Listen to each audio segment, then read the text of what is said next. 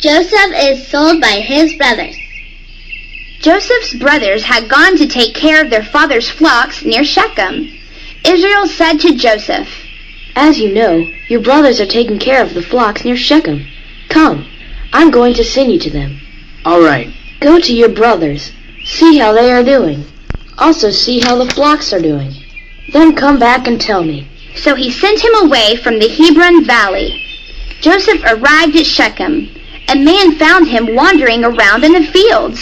He asked Joseph, "What are you looking for?" "I'm looking for my brothers. Can you tell me where they are taking care of their flocks?" "They've moved on from here. I heard them say, 'Let's go to Dothan.'" So Joseph went to look for his brothers. He found them near Dothan, but they saw him a long way off. Before he reached them, they made plans to kill him. "Here comes that dreamer.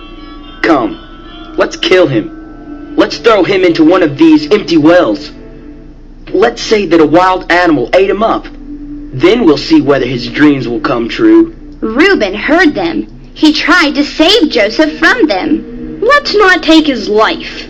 Let's not spill any blood. Throw him into this empty well here in the desert, but don't harm him yourselves." Reuben said that to save Joseph from them. He was hoping he could take him back to his father. When Joseph came to his brothers, he was wearing his beautiful robe. They took it away from him, and they threw him into the well. The well was empty. There wasn't any water in it. Then they sat down to eat their meal. As they did, they saw some Ishmaelite traders coming from Gilead. Their camels were loaded with spices, lotion, and myrrh. They were on their way to take them down to Egypt.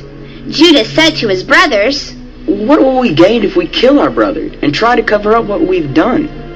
Come, let's sell him to these traders. Let's not harm him ourselves. After all, he's our brother. He's our own flesh and blood." Judah's brothers agreed with him. The traders from Midian came by. Joseph's brothers pulled him up out of the well. They sold him to the Ishmaelite traders for 8 ounces of silver. Then the traders took him to Egypt. Later, Reuben came back to the empty well. He saw that Joseph wasn't there. He was so upset that he tore his clothes. He went back to his brothers and said, "The boy isn't there. Now what should I do?" Then they got Joseph's beautiful robe. They killed a goat and dipped the robe in the blood. They took it back to their father. They said, "We found this. Take a look at it. See if it's your son's robe." Jacob recognized it. "It's my son's robe. A wild animal has eaten him up. Joseph must have been torn to pieces." Jacob tore his clothes. He put on black clothes. Then he sobbed over his son for many days. All of Jacob's other sons and daughters came to comfort him, but they weren't able to. He said, "I'll be full of sorrow when I go down into the grave to be with my son." So Joseph's father sobbed over him. But the traders from Midian sold Joseph to Potiphar in Egypt. Potiphar was one of Pharaoh's officials. He was the captain of the palace guard. The Lord was with Joseph. He gave Joseph success in everything he did.